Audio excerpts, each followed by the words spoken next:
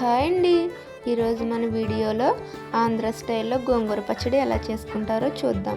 దానికి కావాల్సిన పదార్థాలు: గోంగూర, సాల్ట్, వెల్లుల్లి రెమ్మలు, 5 ఎండుమిర్చి, జీలకర్ర, చింతపండు. ముందుగా స్టవ్ వెలిగించుకుని బాండి పెట్టుకోవాలి. అది హీట్ అయిన తర్వాత 2 టేబుల్ స్పూన్ ఆయిల్ వేసుకుని, మనం తీసుకున్నది ఒక కట్ట గోంగూర కాబట్టి ఒక 5 ఎండుమిర్చి వేసుకుని మంట లో ఫ్లేమ్లో పెట్టుకుని దోరగా వేయించుకోవాలి. తర్వాత అదే ఆయిల్లో గోంగూర వేసుకుని మంటని లో ఫ్లేమ్లోనే ఉంచి దగ్గర పడేంత వరకు బాగా ఫ్రై చేసుకోవాలి.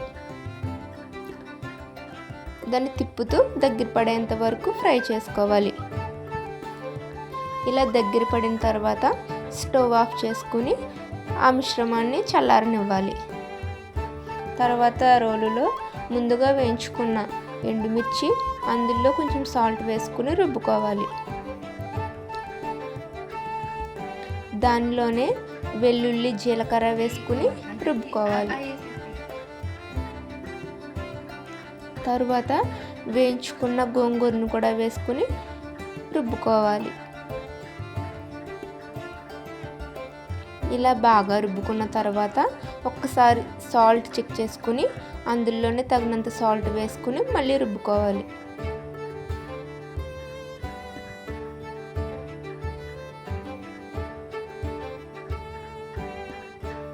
ఇలా రుబ్బుకున్న దాన్ని ఒక గిన్నె తీసుకుని డిష్ అవుట్ చేసుకుని ఆ రుబ్బు రోల్లోనే కొంచెం అన్నం వేసుకుని అమ్మ చేతితో తింటే సూపర్ ఉంటుంది.